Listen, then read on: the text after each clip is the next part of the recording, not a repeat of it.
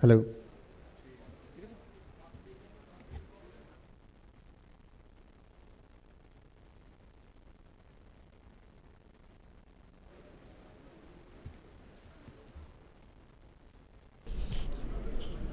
युद्ध नहीं जिनके जीवन में, युद्ध नहीं जिनके जीवन में वो भी बड़े अभागे होंगे। युद्ध नहीं जिनके जीवन में वो भी बड़े अभागे होंगे, या तो प्रण को तोड़ा होगा या फिर रण से भागे होंगे। सनातन धर्म के लिए हो रहे इस संघर्ष, इस युद्ध में पधारे हुए तमाम योद्धाओं को मैं कौशलेश राय न्याय मंच की तरफ से आपको जय श्री राम कहता हूं। मेरा जय श्री राम स्वीकार करें। हम सभी के मध्य में हमारे लगभग जो अतिथि आने थे वो आ चुके हैं, कुछ लोग रास्ते में हैं, पहुंचेंगे। कार्यक्रम को विलंब ना करते हुए मैं दीप प्रज्वलन के लिए आदरणीय यति जी को, तुफैल जी चतुर्वेदी, पूर्व में अजीत सिंह जी, वर्तमान में स्वामी रामदास जी, एवं हम सबके प्रिय डॉक्टर ओमेंद्र रत्नू जी को स्टेज पर आमंत्रित करता हूं।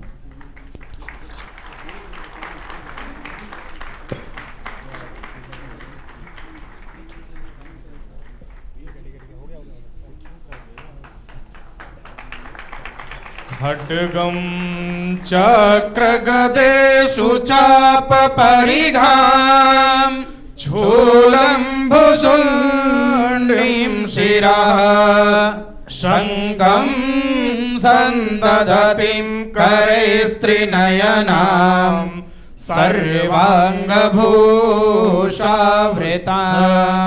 नीलास्मद्युतिमस्य पाददशकां सेवे महाकालिकां यामस्तोत्स्वपिते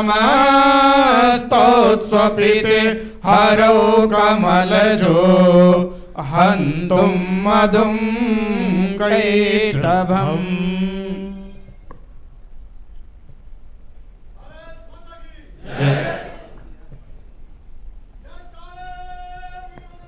हर हर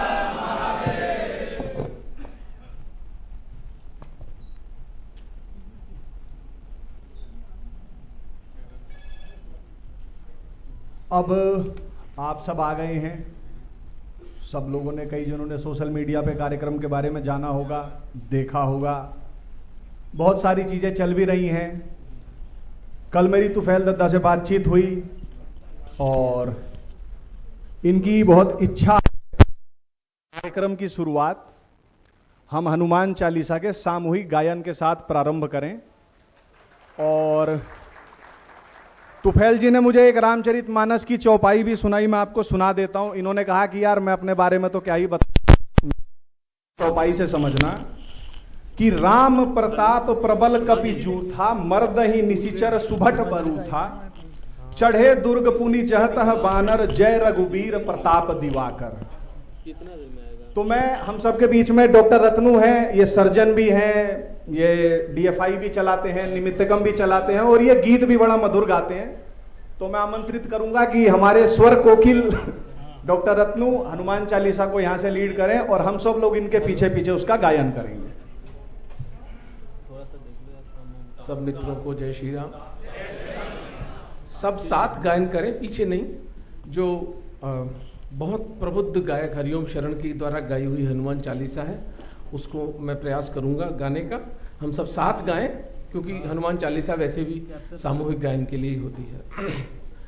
श्री गुरु चरण सरोज रज, निज मन मुकुर सुधार, वरनौ रघुबर विमल जसु, जो दायक फल चार। बुद्धिहीन तनु जानिके, सुमिरो पवन कुमार। बल बुद्धि विद्या देहु मोहि, हरहु कलेश विकार।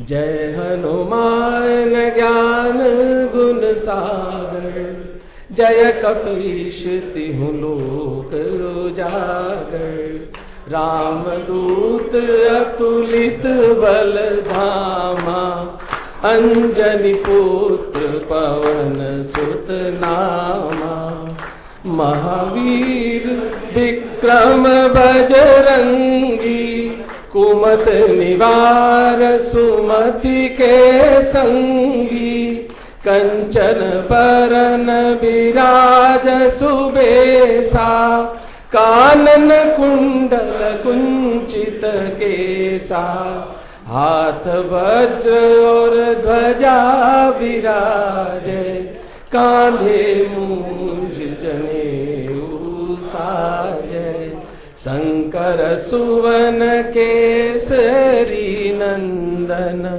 तेज प्रताप महाजगवंदन, विद्यावान गुणी अति चातुर, राम काज करिबे को आतुर, प्रभु चरित्र सुनिबे को रसिया, राम लखन सीता मन बसिया, सूक्ष्म रूप धरि सियहि दिखावा, विकट रूप धरि लंक जरावा, भीम रूप धरि असुर संहारे, रामचंद्र जी के काज सवारे, लाए सजीवन लखन जियाए, श्री रघुवीर हर्षि उर लाए, रघुपति कीनी बहुत बड़ाई, तुम मम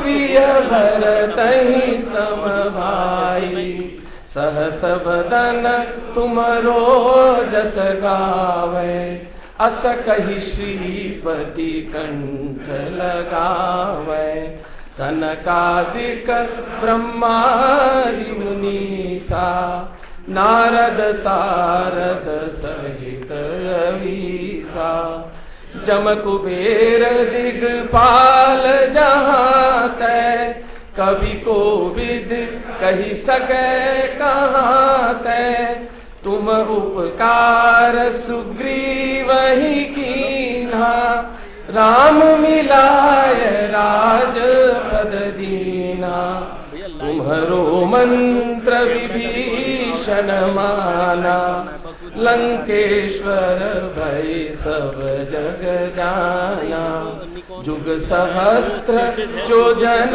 कर भानु, लील्योताहि मधुर फल जानु, प्रभु मुद्रिका मेली मुख माही, जलधि लांघि गए अचरज नाहि, दुर्गम काज जगत के जेते, सुगम अनुग्रह तुम्हारे देते, राम दुआरे तुम रखवारे, होत न आज्ञा बिनु पैसारे, सब सुख लहै तुम्हारी शरणा, तुम रक्षक काहू को डरना, आपन तेज सम्हारो आपै, तीनों लोक हाँकते कांपै,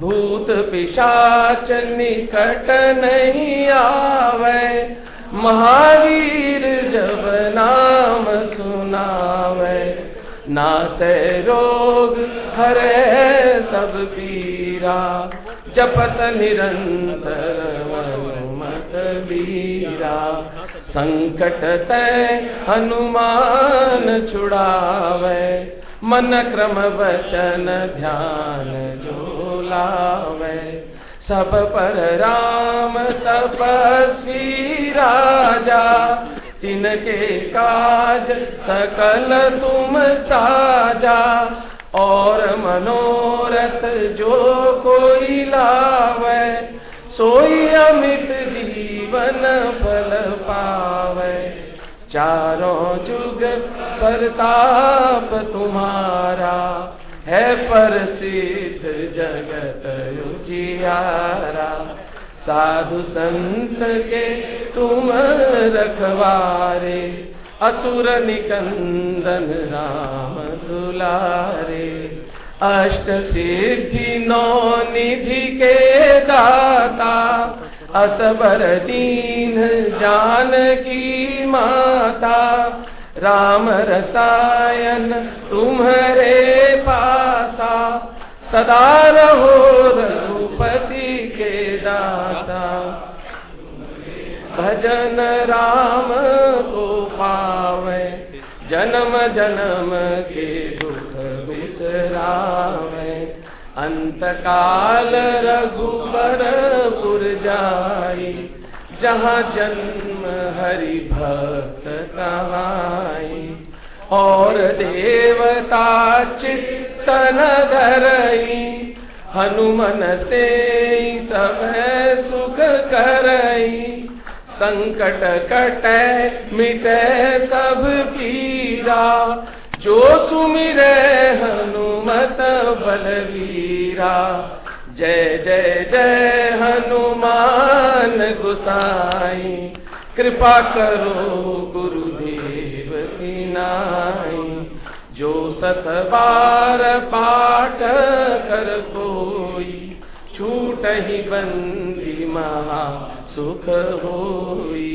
जो यह पढ़े हनुमान चालीसा, होय सिद्धि साधे गौरीसा। तुलसीदास सदा हरि चेरा, कीजे नाथ हृदय मह डेरा। राजा रामचंद्र की, पवन सुत हनुमान की। हर हर महादेव। बेस को लगाने से कुछ नहीं होगा, वो फीड नहीं आएगी उसमें, उसको निकाल दो वहां से। लखन सीता सहित हृदय बसहु सुरभूप।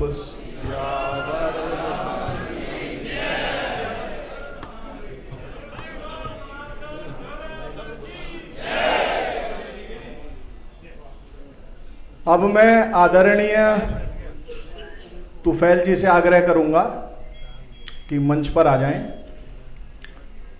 स्वामी यति नरसिंहानंद जी से विनम्र निवेदन है, आप भी मंच पर स्थान ग्रहण करें। और तुफैल जी अगला जो सत्र है उसकी अध्यक्षता करने जा रहे हैं। और मैं आप लोगों को बताऊं, जो भोजन से पहले का हमारा ये आधे दिन का सत्र है, इस सत्र के प्रायोजक कहें, स्पॉन्सर कहें, या जो भी आप लोगों को उचित लगे, तुफैल जी का कहना है कि यह सत्र समर्पित है उस योद्धा को जिनको दुनिया राम स्वरूप के नाम से जानती है। और ये ऐसे गुरु रहे कि इनका नाम जिन लोगों ने नहीं सुना, उनके शिष्य कहें जिनको उन्होंने ग्रूम किया था, स्वर्गीय सीताराम जी गोयल, उनका नाम सुना होगा। और यदि आप लोगों ने इनका भी नाम नहीं सुना है तो निश्चिंत ना हो, उस जमाने में जियो भी नहीं था और यूट्यूब भी नहीं था। परंतु आज मैं इस मंच से खड़े होकर यह कहने का दुस्साहस कर सकता हूं कि जितने लोग सनातन धर्म के योद्धा हैं, उसमें एक भी ऐसा नहीं है जो सीताराम गोयल और राम स्वरूप ने जो अपनी किताबों में 20-30 वर्षों पहले लिखा था उसके इतर कुछ बोलता हो। वो सोर्स न दे, क्रेडिट न दे, परंतु उन 2 हुतात्माओं को हम नहीं भूलेंगे। इसी की याद में तुफैल जी ने ये भोजन से पहले का सत्र श्रद्धेय स्वर्गीय राम स्वरूप जी के लिए डेडिकेट किया है। और मैं तुफैल जी से आग्रह करूंगा कि आप 2 शब्द रखें और उसके बाद यति।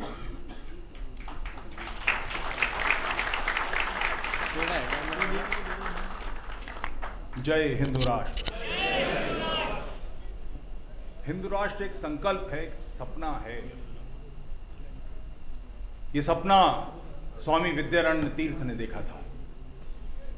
भारत इस्लाम से पदाक्रांत था।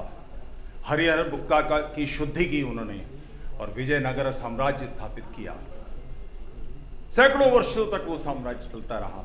ये सपना आंखों से बुझ गया। परिणाम अंतिम युद्ध जिसमें विजयनगर का बिल्कुल ध्वंस हो गया, उसमें सेनापति आक्रमणकारी विचारधारा के लोग थे, सैन्य बल आक्रमणकारी विचारधारा के लोग थे। जब युद्ध जीता जा रहा था तो अंदर के लोगों ने आक्रमण कर दिया, पीठ से छुरे मारे और लोगों को मार दिया। वो युद्ध जो हम जीत रहे थे वो हार गए। तो हिंदू राष्ट्र सत्ता स्थापित करने के लिए नहीं है, दोनों की ये बात स्मरण होनी चाहिए। ये सपना छत्रपति शिवाजी ने देखा। मृत शैया पर पड़े हुए वो कहते हैं, मथुरा मुक्त कराओ, काशी मुक्त कराओ, मुगलों के सैन्य को नष्ट करो। मरता हुआ व्यक्ति ये संकल्प दे रहा अपने सेनापतियों को। यह है हिंदू राष्ट्र। यह सपना पेशवाओं ने देखा। अटक से कटक तक परम पवित्र भगवत ध्वज लहराएंगे। लड़ने के लिए पानीपत आए। आप कल्पना कर सकते हैं कि दिल्ली में रहने वाले एक शाह वलीउल्लाह ने उसको इनवाइट किया कि भारत पर आक्रमण करने आओ, हिंदू शक्तियों को नष्ट करो, इस्लाम समाप्त हो रहा है। और उसने आक्रमण किया। हमारे परम तेजस्वी योद्धा काटे गए, मारे गए, मगर 10 वर्ष के अंदर अब्दाली का नामो निशान इस धरती से हमने मिटा दिया। इस संकल्प का नाम हिंदू राष्ट्र है। हम हारे, मगर अपनी आंखों में वो सपना था कि हम वापस जीतेंगे, फिर आएंगे। यह सपना मराठा सैन्य ने देखा। बाजीराव राजस्थान को जीतते हुए चित्तौड़ पहुंचते हैं, विजय होती है उनकी। दरबार में उनको लाया जाता है, उनसे कहा जाता है सिंहासन पर विराजिए। वो हाथ जोड़ के पीछे हट जाते हैं कि इस पे राणा जी विराजे हैं, मेरी क्षमता, मैं इस पे बैठूंगा, एक छोटी कुर्सी रखवा दीजिए मेरे लिए, कि जिस पर ऐसे तेजस्वी लोगों के लोग बैठे हैं उस पर हम बैठे हैं कि योग्य नहीं है, हमारी वो क्षमता नहीं है। दिनेश,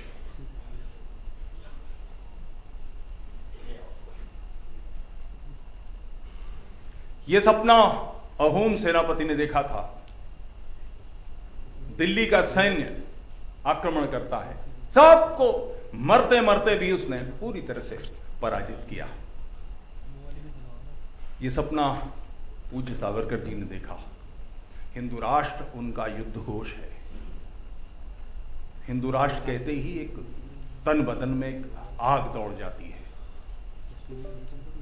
हमारी आंखें इतनी कमजोर हो गई हैं। मुझे ध्यान पड़ता है पिछला जयपुर डायलॉग का सत्र, उसमें एक वक्ता ने यह कह दिया कि कश्मीर से हम निकल चुके हैं, वापस नहीं लौटा जा सकता।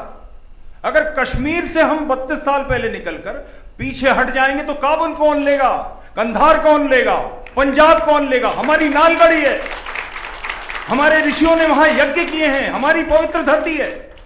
इस धरती को छोड़ देंगे? ढाकेश्वरी का मंदिर ढाका को छोड़ देंगे? यह कैसे होगा? तो हिंदू राष्ट्र एक संकल्प का नाम है। 32 वर्ष पहले हम कश्मीर से निकले और भारत में सैकड़ों कश्मीर बन गए हैं। अपनी धरती पर हम इसके उत्तराधिकारी संकटों में हैं। मेरी आंखें डबडबाई। कल सुबह एक मित्र का फोन आया कि मैं उदयपुर से आया हूं, तो मैंने कहा मेरे घर आ जाइए। एक दिन पहले कैसे आएंगे?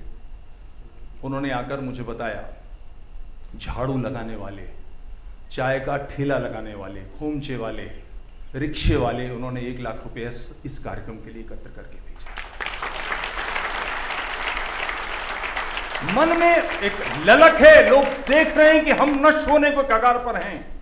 जो आज से 70-75 वर्ष पहले हुआ था वो फिर होने को तैयार है, हम लोगों के मन में है। और आश्चर्य की बात, नेपाल से 14-15 लोग आए हैं। यानी हिंदुओं की धरती पर चिंता है कि हमारा क्या होगा, हमारे भविष्य का क्या हाल है।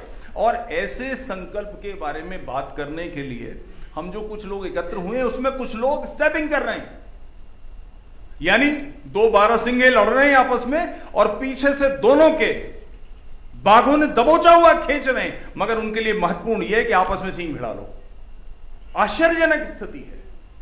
अपने समाज, अपने राष्ट्र, इस धरती पर जो आज से कुछ 100 साल पहले अफगानिस्तान हमारी धरती थी, हमारी मट्टी थी, हमारे राजा थे। अफगानिस्तान में महमूद गजनवी का इतिहासकार लिखता है कि कुछ 100 लोग मुसलमान हुए हैं। आज क्या स्थिति है?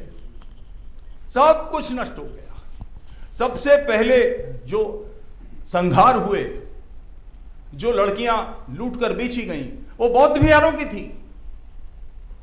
सबसे पहले उनके साथ संहार हुआ है, उन्हें काटा गया।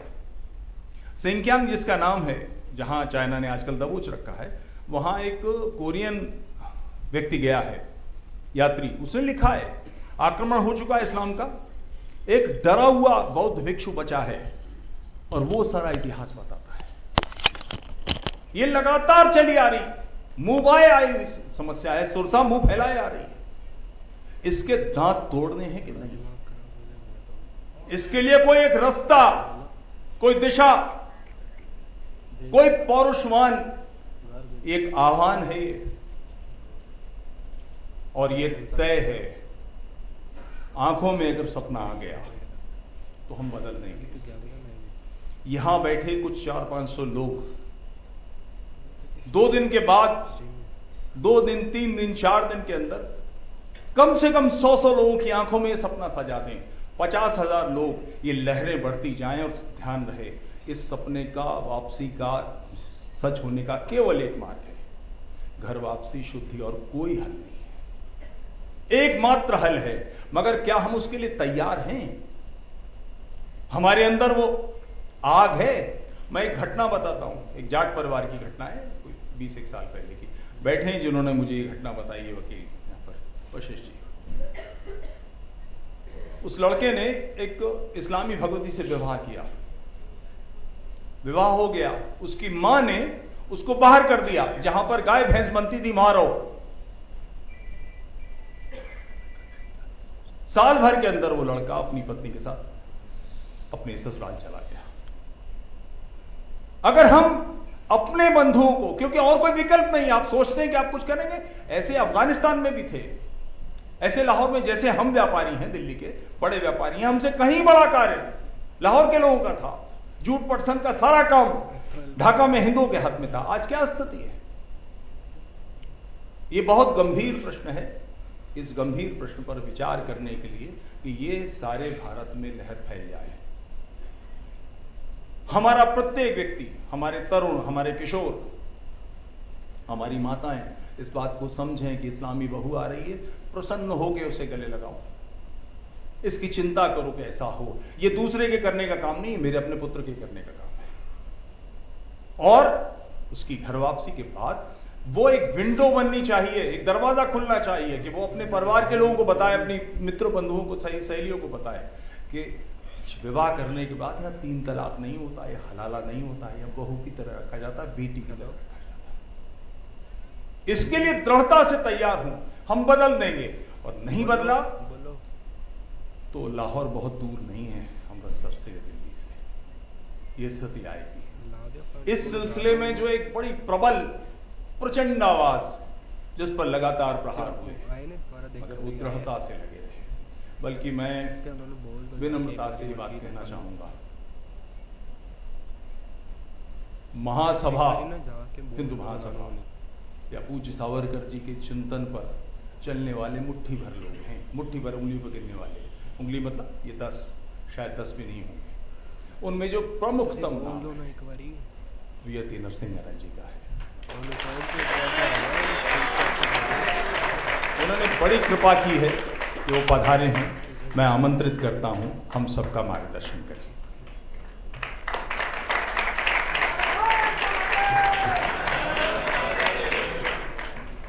देवादिदेव भगवान महादेव शिव और जगत जननी मां जगदम्बा के चरणों में नमन करते हुए आप सभी योद्धा जो यहां पधारे हैं, आप सभी के चरणों में नमन करता हूं।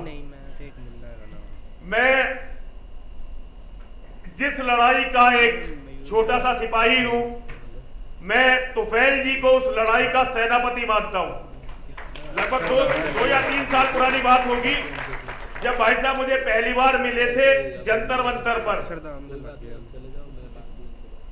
भाई साहब बिल्कुल साधारण व्यक्ति के कपड़ों में थे, आज तो आधे भगवा में हैं, आधे सफेद में हैं, लेकिन उस दिन साधारण व्यक्ति के कपड़ों में थे। और भाई साहब अपने आप मेरे पास आए, भाई साहब ने हाथ जोड़कर कहा कि मैं तुफैल चतुर्वेदी, और मेरा हाथ भाई साहब के एकदम पैरों की तरफ गया। भाई साहब ने कहा क्या करते हैं आप सन्यासी हैं? मैंने कहा सन्यासी कपड़ों से ही हूं मन से ना मैं सन्यासी था, न सन्यासी हूं और ना कभी सन्यासी बन पाऊंगा। लेकिन आप सच्चे योद्धा हैं। मैं सच्चा सन्यासी नहीं हूं, लेकिन आप सच्चे योद्धा हैं और मैं आपको प्रणाम करता हूं। हमने हिंदूवाद, ये बिल्कुल अभी सही हमारे जो संचालक महोदय थे सही कह रहे थे, आज हम जिन विचारों को आगे बढ़ा रहे हैं वे श्री सीताराम गोयल जी के विचार हैं। सीताराम गोयल जी ने वीर सावरकर के विचारों को बढ़ाया, वीर सावरकर जी ने आचार्य चाणक्य के विचारों को बढ़ाया, आचार्य चाणक्य जी ने योगेश्वर श्री कृष्ण के विचारों को बढ़ाया, योगेश्वर श्री कृष्ण ने मर्यादा पुरुषोत्तम भगवान श्री राम के विचारों को बढ़ाया और भगवान श्री राम ने पूरा जीवन वेद के अनुसार जिया।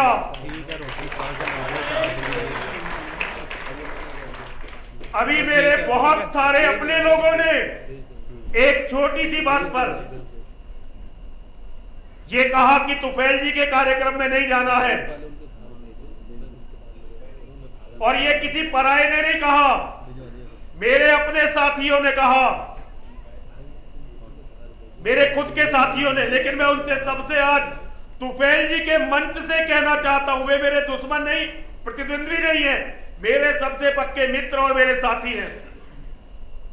झुकेगा वही जिसमें जान है, अकड़ तो मुर्दे की खास पहचान है। अगर आप अपनों के सामने झुकना नहीं जानते तो आप ये समझ लीजिए कि आप और कुछ भी नहीं है, केवल एक लाश मात्र है। और हम सब कहीं ना कहीं गलती करते हैं। हम छोटी छोटी बातों को तिल का ताड़ बना देते हैं और अपने योद्धाओं को जमीन में दफन करने का कोई भी प्रयास नहीं छोड़ते। महात्मा गांधी, हमारे परमादरणीय राष्ट्रपिता महात्मा गांधी, एक बार कांग्रेस का अधिवेशन हो रहा था और वहां जौहर अली, मोहम्मद अली और शौकत अली, ये जौहर जिनके नाम पर आजम खान ने विश्वविद्यालय बनाया, जिसे हमारे योगी जी धूल दूषित करने में लगे हुए हैं, ये जौहर बंधु थे वहां पर। और एक बात आई, गांधी जी तो इनके बड़े प्रेमी थे। गांधी जी के बारे में अब मैं क्या कहूं, ऐसी महान आत्माएं धरती पर बहुत कम आती हैं जो संपूर्ण मानवता के विनाश की स्क्रिप्ट लिखती हैं। और हमसे ज्यादा महान कौन हो सकता है? जिस व्यक्ति ने हमारा विनाश लिखा, हमने उसे अपना राष्ट्रपिता घोषित किया। हमसे बड़ा कौन हो सकता है? लेकिन इस्लाम की क्लियरिटी, डॉक्टर साहब मुसलमानों की क्लियरिटी देखिए। मुसलमानों की बात आई तो मोहम्मद अली और शौकत अली दोनों भाइयों ने गांधी से कहा कि एक मुसलमान यदि चोर भी है, बलात्कारी भी है, हत्यारा भी है, तो गांधी हमारे लिए वो तुझसे अच्छा है, क्योंकि वो मुसलमान है और तू काफिर है। और कांग्रेस के कई नेताओं ने इसका विरोध करने की कोशिश की और विश्वासघात इतना बड़ा पाप है कि विश्वासघात के लिए कोई क्षमा दुनिया के किसी भी ग्रंथ में खोजी नहीं जा सकती। कभी भी योद्धाओं को अकेला मत छोड़िए, और उस समय तो बिल्कुल मत छोड़िए जब उन्हें आपके साथ की जरूरत हो। हमारे मतभेद हो सकते हैं, हमारी लड़ाइयां भी हो सकती हैं, लेकिन हम भाई हैं। जब जरूरत पड़ेगी लड़ेंगे, जब जरूरत पड़ेगी गाली भी देंगे एक दूसरे को, और जरूरत पड़ेगी तो हाथापाई भी करेंगे। लेकिन जब धर्म के लिए मर मिटने की बात आएगी तो हम अपने साथियों के साथ खड़े होंगे। अगर धर्म का सम्मान नहीं बचता, अगर हमारे धर्म का अस्तित्व नहीं बचता, यदि हमारे बच्चे नहीं बचते, तो हमारा सारा किया धरा सब बेकार होता है। अरे धर्म का सम्मान नहीं बच रहा, हमारे मठ मंदिर नहीं बच रहे, हमारी बेटियां नहीं बच रही, तो इस अहंकार को बचाकर क्या करोगे? अपने अहंकार से लड़ना सीखिए, अपने अहंकार को जीतना सीखिए। और ये याद रखिए, हमारे बहुत सारे हिंदू ये सोचते हैं कि न्याय मंच के इस कार्यक्रम का वो विरोध कर रहे हैं। नहीं, आप ये जानते ही नहीं हैं कि दुनिया की कितनी बड़ी ताकतें न्याय मंच के कार्य को रोकने में लगी हुई हैं। कितनी बड़ी ताकतें हैं जो तुफैल चतुर्वेदी जी को धरती से मिटा देना चाहती हैं। हम जाने अनजाने उनके लिए टूल का काम करने लगते हैं।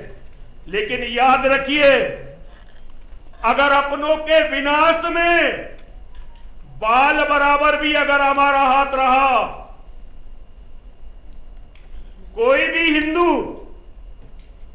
मैं अपनी तारीफ करने के लिए यहां नहीं खड़ा हुआ, लेकिन मेरे बड़े भाई विनोद सर्वोदय जी पीछे बैठे हुए हैं और मैंने हिंदू तो बहुत कुछ उनसे सीखा।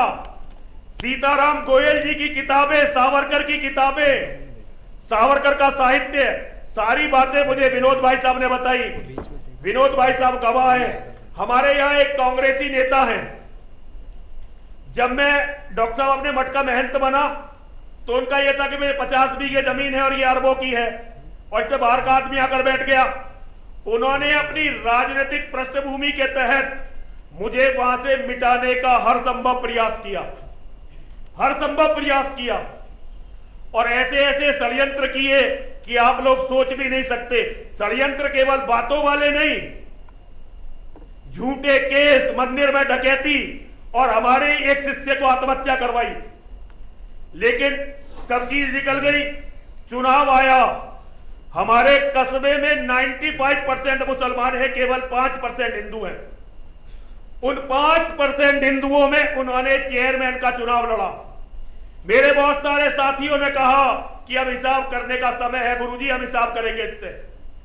मैंने कहा बकवास करने की जरूरत नहीं है, 12-13 मुसलमानों में अकेला हिंदू खड़ा है, ये मेरा शत्रु है तो कोई फर्क नहीं। अगर ये चेयरमैन बन जाता है तो हम इसे चेयरमैन बनाकर इससे लड़ेंगे, लेकिन वोट मैं दिखाकर इसी को दूंगा।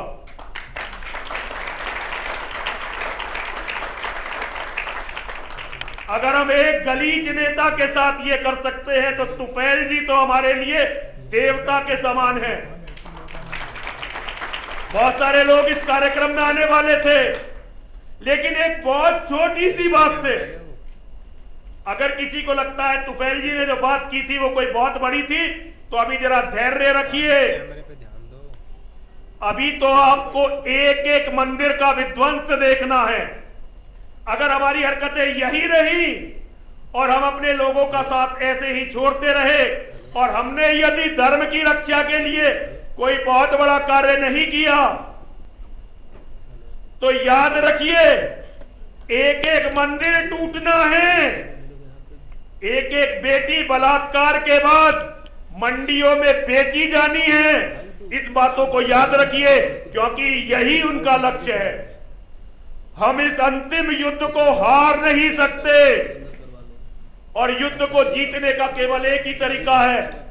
जितने भी लोग युद्ध लड़ रहे हैं उनके व्यक्तिगत चरित्र को मत देखिए, उनकी अच्छाई बुराई को मत देखिए, और यह भी मत देखिए कि वो क्या कर रहे हैं क्या नहीं कर रहे। केवल इस जिहादियों से लड़ने के उनके जुनून को देखिए।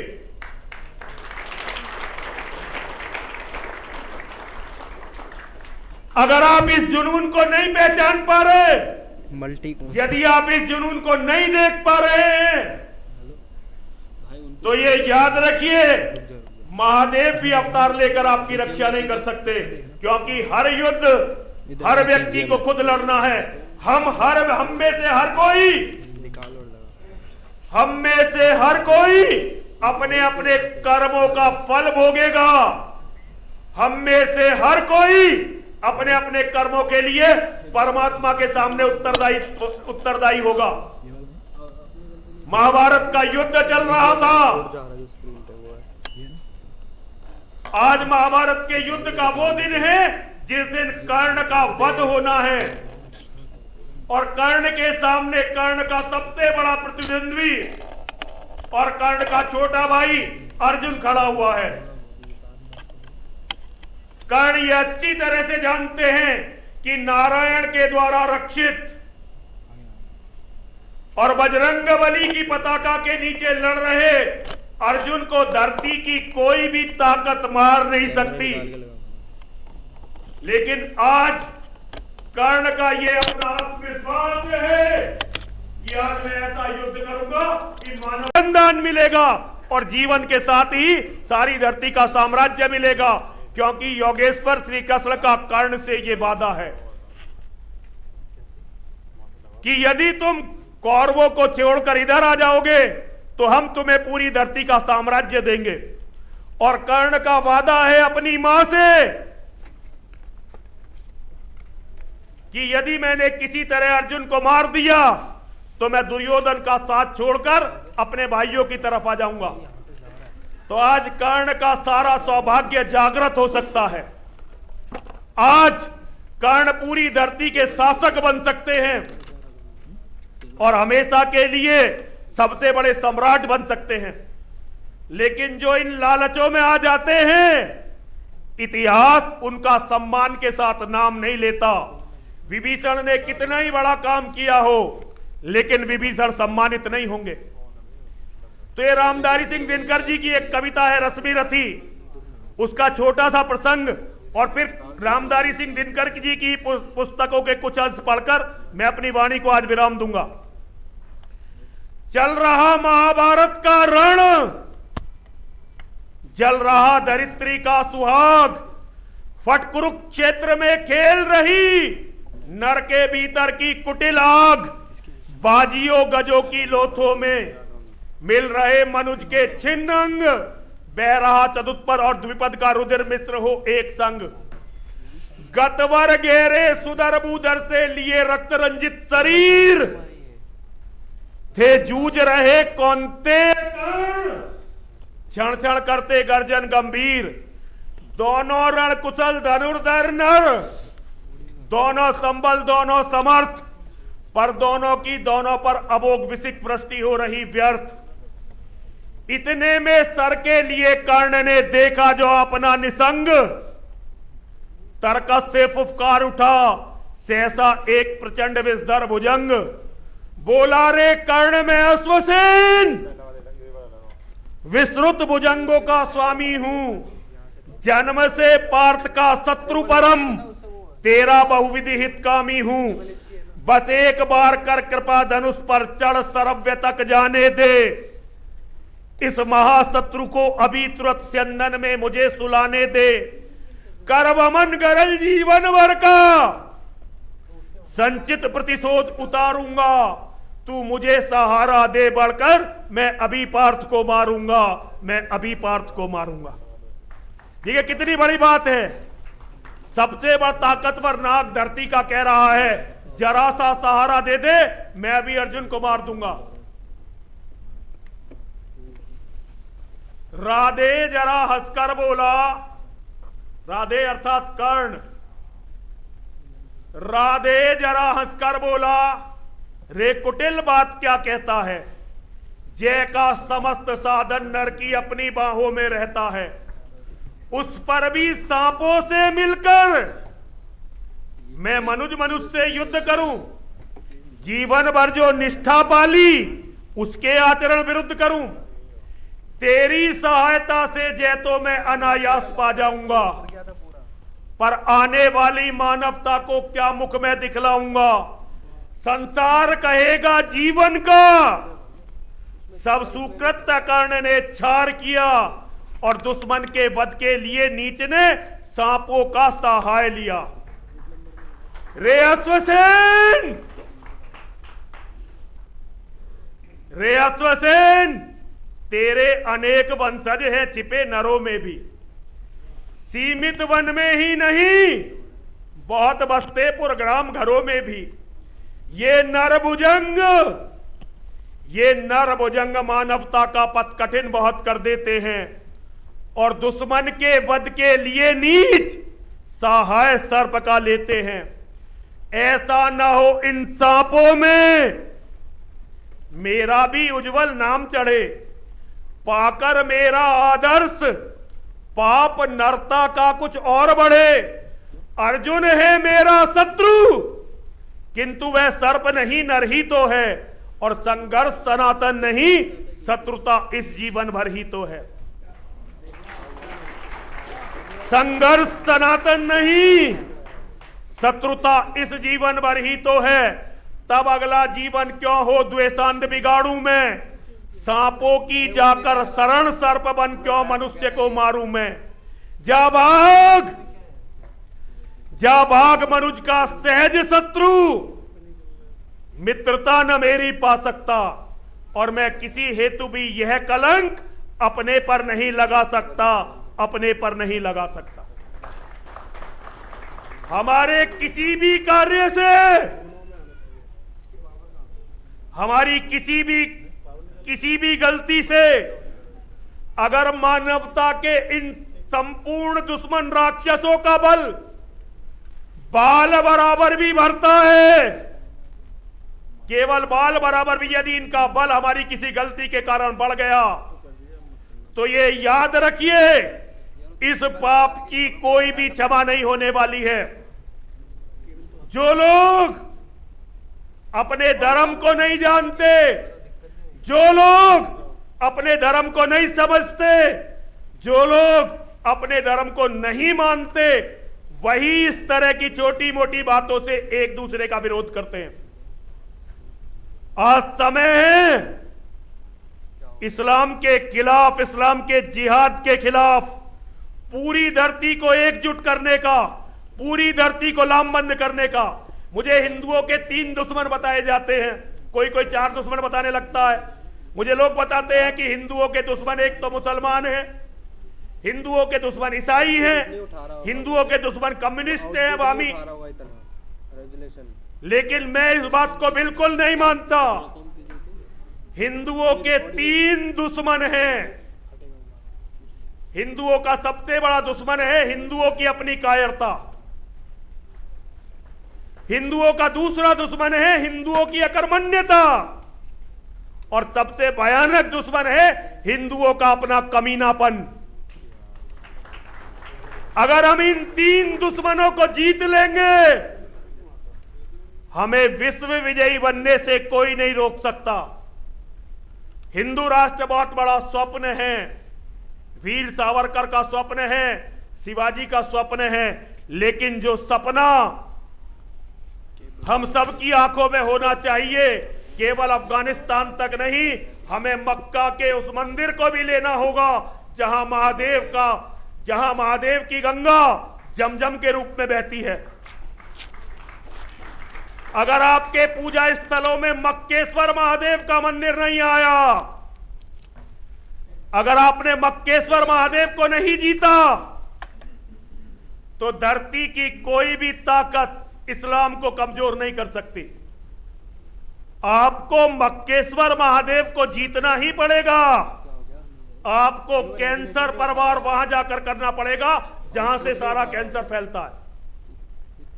और आज का सनातनी हिंदू ये कर सकता है। बस आपको अपने धर्म के प्रति समर्पित होना होगा।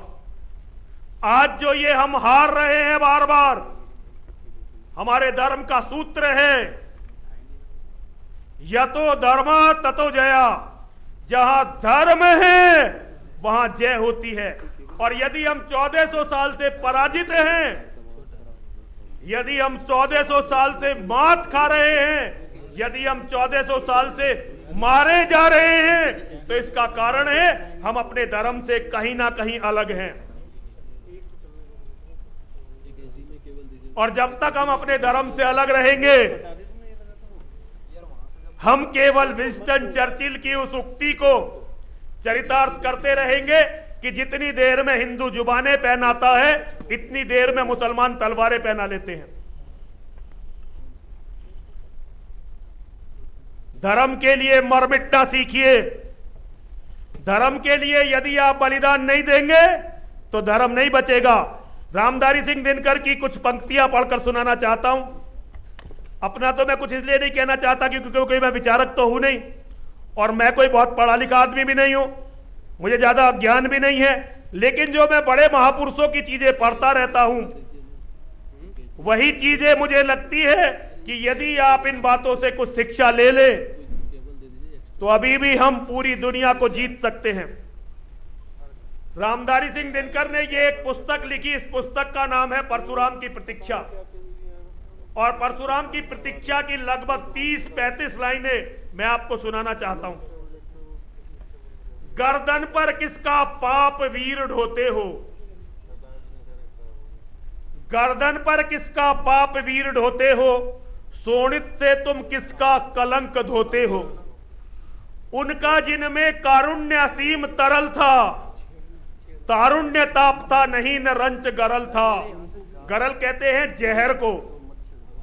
जिनके अंदर क्रोध नहीं था और जहर नहीं था, हम उनके पाप को ढो रहे हैं। रामधारी सिंह दिनकर की पीड़ा को देखिए।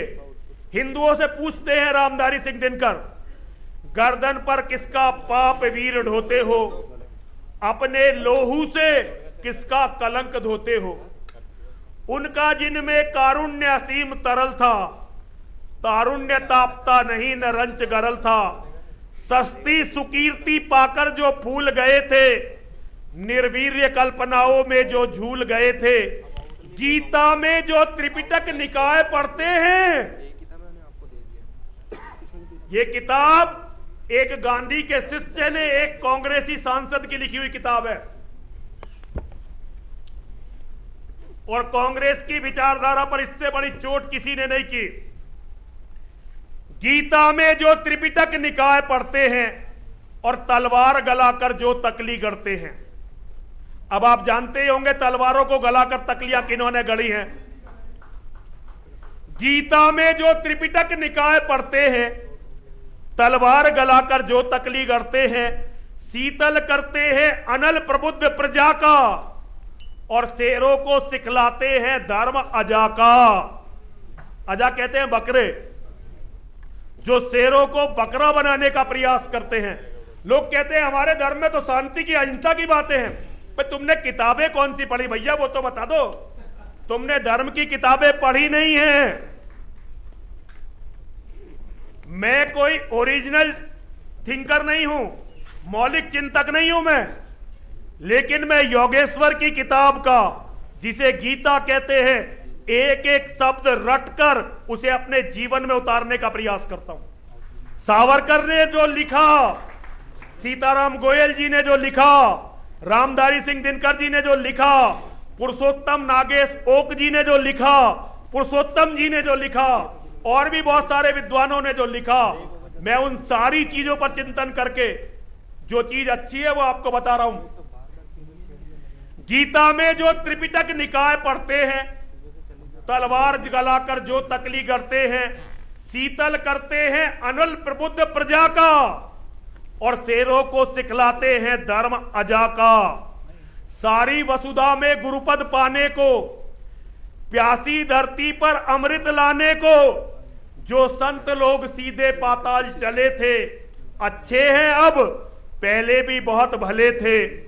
हम उसी धर्म की लाश यहां ढोते हैं, हम उसी धर्म की लाश यहां ढोते हैं। अपने लोहू से संतों के कलंक धोते हैं, संतों के कलंक धोते हैं। है कौन यहां जो कारण नहीं विपद का, किस पर है जिम्मा नहीं हमारे वध का। जो चरम पाप है हमें उसी का लत है, दैहिक बल को कहता यह देश गलत है। बाहुबल तो आपने बिल्कुल छोड़ दिया। आपने अपने बच्चों को सिखाया अपने काम से काम रख, इंटेलिजेंट बन, आईएएस बन, पीसीएस बन। आपने अपने लड़कों को बाहुबली नहीं बनाया। आपने अपने बच्चों को यह संस्कार नहीं दिए कि समाज में जब युद्ध चल रहा हो तो तुझे धर्म के पक्ष में खड़ा होना है। बहुत सारे लोगों के नायक हैं अर्जुन और कृष्ण। कृष्ण तो मेरे लिए सर्वोच्च हैं, जिन्होंने इस धरती पर जन्म लिया उनमें मैं कसम से बड़ा किसी को नहीं मानता। बिल्कुल भैया जी, बस अब 5 मिनट तो है ना अभी, ठीक है 5 मिनट में बस चलो अपनी बात खत्म।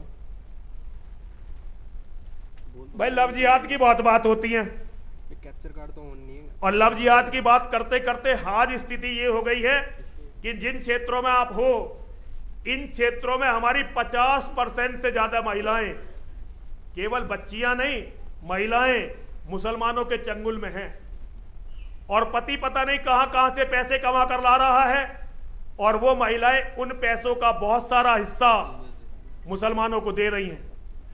और इसका कारण क्या है? हमने अपने जीवन से बाहुबल को निकाल दिया। नारी हृदयनी तरंग तंडी माला है।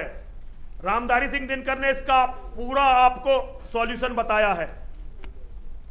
अगर आप इस सॉल्यूशन में चलेंगे तो आपकी तो कहीं जाएंगी नहीं, बल्कि आप में से जितने भी ठीक ठाक हैं एक एक उनकी भी लेके अपने पास रख लोगे और इसके बिना भैया काम नहीं बनने वाला। अब ये मत कहना भैया ये महामंडलेश्वर होकर कैसी बकवास कर रहा है, लेकिन नारी को आप अपने जीवन से नहीं निकाल सकते। मैं तो महादेव का मानने वाला हूं। सांकनी हो, डाकनी हो, यक्षिणी हो, रक्षिणी हो, कोई भी हो, अभी नहीं मिल सकता भैया। हमारी सेना में हर कोई होनी चाहिए। कुछ नहीं मिलेगा। नारी हृदय नहीं तरंग तंडी माला है, वह नहीं काम की लता वीर बाला है। आदि हालाहल हाधार, आदि हालाहल धार अर्ध हाला है, जब भी उठती हुंकार युद्ध ज्वाला है। चंडिका कांत को मुंड माल देती है। चंडिका अर्थात महाकाली और कांत देवादिदेव भगवान महादेव शिव। चंडिका कांत को मुंड माल देती है। शिव ने जो मुंड की माला पहन रखी है, शिव ने अपने आप वो मुंड इकट्ठे नहीं किए हैं, वो माला महाकाली ने, मेरी मां ने महादेव को दी है। चंडिका कांत को मुंड माल देती है और रथ के चक्के में भुजा डाल देती है। खोजता पुरुष सौंदर्य नारी प्रतिभा को। ये 4-5 लाइनें जरा सुन लेना और लिख भी लेना। खोजता पुरुष सौंदर्य नारी प्रतिभा को, नारी चरित्र बल को, नरमात्र त्वचा को, और विजय नहीं हाथ, विजय नहीं हाथ जिसके सिर पर धरती है, कामनी हृदय से उसे कभी नहीं भरती है। पाओ नारी का हृदय, पाओ नारी का हृदय विजय अपनाकर, या बसो वहां बन कसक वीर गति पाकर, या बसो वहां बन कसक वीर गति पाकर। अगर किसी नारी का दिल जीतना है तो बाहुबली बनना पड़ेगा। अगर किसी नारी का दिल जीतना है तो बहुत मजबूत बनना पड़ेगा। 5 पांडवों की पत्नी मेरी मां महासती द्रौपदी सबसे ज्यादा प्रेम किससे करती थी? अर्जुन से नहीं करती थी, जिस अर्जुन ने उन्हें जीता, और युधिष्ठिर से भी नहीं करती थी जो पूरी धरती के साम्राज्य के अधिपति थे। वो सबसे ज्यादा प्रेम करती थी भीम से। क्यों? क्योंकि उनके सम्मान के लिए 100 के 100 कौरवों की हत्या भीम ने अकेले ने की। जब कीचक वध का समय आया और पांचाली अपने मुंह के खून को पूछे बिना घूम रही थी, तो युधिष्ठिर और अर्जुन कहने लगे भाई अभी कीचक से कुछ मत कहना, वरना दुनिया के दुश्मन जान जाएंगे कि हम यहां पर हैं। लेकिन भीम ने कहा मेरी पत्नी का आज अपमान हुआ है, कुछ भी हो जाए मैं कीचक को जीवित नहीं छोड़ूंगा। अगर कीचक जीवित रहा तो मेरे जीने पर धिक्कार है। जो कौम अपनी नारियों का सम्मान रखना बंद कर देगी, जो कौम अपने भाइयों को संरक्षण देना बंद कर देगी, जो कौम अपने शेरों को, अपने वीरों को सम्मान देना बंद कर देगी, महादेव भी उस कौम को बचा नहीं सकते। मुझे नहीं पता मैंने क्या बोला, मैं वक्ता तो हूं नहीं और ना ही मैं बोलना जानता हूं, और विषय का तो मुझे कभी ज्ञान ही नहीं होता। अगर मैंने कुछ गलत बोला हो, विषय से हटकर बोला हो, तो मैं आप सभी से क्षमा प्रार्थी हूं। लेकिन मैंने जो भी बोला है उसमें बाल बराबर भी झूठ नहीं बोला है। बजरंगी का बल तुम में, अब उठो व्रकोदर भीम बनो। गन्ना बनने का समय गया, अब नीम बनो, बस नीम बनो। रोने धोने का वक्त गया, हर आंसू को अंगार करो। चंदन कम विस्दर ज्यादा है, संहार करो, संहार करो। अब जरा 3 बार मेरे साथ बोलेंगे, बोलिए विजय मिले या वीर गति। जरा जोर से बोलिए, मेरा दिल खुश हो जाएगा। विजय मिले या वीर गति, सब महादेव के नाम, जीते जी रण छोड़ के जाना, वीरों का नहीं काम। विजय मिले या वीर गति, सब महादेव के नाम, जीते जी रण छोड़ के जाना, वीरों का नहीं काम। विजय मिले या वीर गति, सब महादेव के नाम, जीते जी रण छोड़ के जाना, वीरों का नहीं काम। मैं न्याय मंच से एक बात आदरणीय पुष्पेंद्र कुलश्रेष्ठ जी को, संजय दीक्षित जी को, नीरज अत्री जी को और संदीप देव जी को, ये सब मेरे भाई हैं और मैं इनका सबका बहुत सम्मान करता हूं, लेकिन मैं एक संदेश देना चाहता हूं। साथियों का साथ छोड़कर आप अपनी बात तो रख सकते हो, लेकिन युद्ध को जीत की तरफ नहीं ले जा सकते। अगर आपको युद्ध जीतना, मैं तुफैल भाई साहब का बहुत सम्मान करता हूं और कभी जरूरत होगी तो घर पे पहुंचूंगा लड़ने के लिए भी, और हो सकता है मेरी इनकी बोलचाल बंद हो जाए किसी भी दिन। इसके सबसे बड़े उदाहरण मेरे जीवन में अनिल जी मेरे सहायक हैं, बैठे हुए साथ रहते हैं। अनिल जी, कमलेश तिवारी जी से हमारा झगड़ा था नहीं था, और भाई साहब अंतिम समय कमलेश तिवारी जी की हमारी बात नहीं होती थी, बात बंद थी। लेकिन आज मैं केवल अपने भाई को याद रखता हूं, मोहम्मद के नाम पर हत्यारों ने जिसकी गर्दन काट दी, और मैं जब तक जीवित हूं मैं पंडित जी का बदला इस मोहम्मद से लेता रहूंगा। मतभेद बिल्कुल महत्वपूर्ण नहीं है, महत्वपूर्ण है हमारा उद्देश्य, और उद्देश्य यदि सनातन की रक्षा है और सनातन की रक्षा से बढ़कर यदि उस कैंसर का विनाश है जो सारी मानवता को निगलने के लिए तैयार है, तो उस युद्ध में लड़ने वाला यदि मेरा हत्यारा भी होगा, मेरा अपना हत्यारा भी यदि उस लड़ाई को लड़ेगा, तो मैं नरसिंहानंद उसका समर्थन करूंगा। अब जरा 3 बार बोलेंगे, बोलिए हर हर महादेव, हर हर महादेव, हर हर महादेव।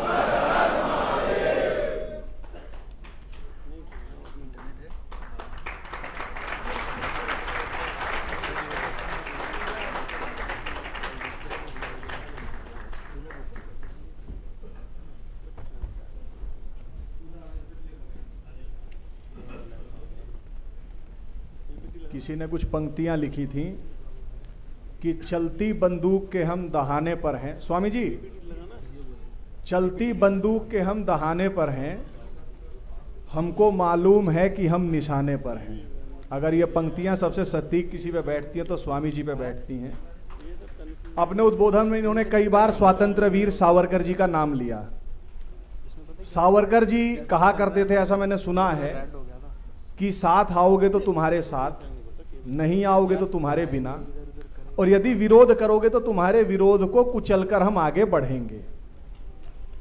अभी स्वामी जी ने हमारे कुछ बड़ों का भी नाम लिया। मेरी तुफैल जी से कल बातचीत हो रही थी, तो ऐसा कहा जाता है तुफैल जी शायरी वायरी पढ़ते हैं, मुशायरों में पढ़ते हैं, उर्दू में पढ़ते हैं, तो ये क्या कहते हैं, वो एपोस्टेट हो गए हैं हमारे हिंदू धर्म के। यदि कोई शायरी पढ़ता है तो जैसे उनमें होता है, तो हमारे में भी अब ब्लेस्फेमी लॉज भी आई जाएंगे, हाँ, मुल्हिद हो जाएंगे ये भी। तो इनका भी सर तन से जुदा हो जाना चाहिए था, क्योंकि ये शायरी पढ़ते हैं, ऐसा हमारे कुछ लोगों का मानना है। तो इन्होंने मुझे एक अरबी में शायरी सी थी बताई, मुझे अरबी तो आती नहीं और मुझे मरना भी नहीं है कि मैं अरबी में कुछ बोलूं। तो मैं उसको इंग्लिश में बोलता हूं, उसका छोटा मोटा सार ये है कि I against my brother, I and my brother against my cousin, I my brother and my cousin against the world. यानी मैं अपने भाई से लड़ूंगा, मैं और मेरा भाई मिलके मेरे चाचा के लड़के से लड़ेंगे, परंतु जब दुनिया सामने आएगी तो हम तीनों होके पूरी दुनिया से लड़ेंगे। न्याय मंच के इस मंच से, इस हिंदू जागृति सम्मेलन में उन तमाम हमारे जो तमाम बड़े हैं उनको मैं एक बार पुनः विनम्रता के साथ निमंत्रण देता हूं कि अभी कार्यक्रम प्रारंभ हुआ है। भारत में आप किसी भी कोने में 3 घंटे से ऊपर का समय लगता नहीं पहुंचने में। आप लोग आए तो हम आपका स्वागत करने को अभी भी तैयार हैं।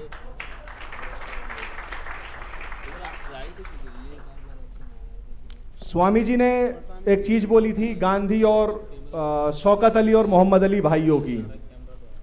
मुझे बड़ा आश्चर्य हुआ कि स्वामी जी ने इतना गहन अध्ययन इस विषय पे कर रखा है। जिसकी ये चर्चा कर रहे थे, ये जो मोहम्मद अली शौकत अली भाई थे, पहले इन्होंने अलीगढ़ में बोला, उसी चीज को इन्होंने अजमेर में दोहराया कि हमारे समाज का एडल्टरस एंड फॉलन मुस्लिम भी जो है वो गांधी से श्रेष्ठ है। और जब वो लखनऊ के अमीनाबाद में थे तो उनसे पूछा गया कि आपके बारे में कहा जा रहा है जिन गांधी जी के चरणों में आप लौटते थे खिलाफत आंदोलन के दौरान, तो उन्होंने कहा यस आई एम राइट, ऐसा होता है।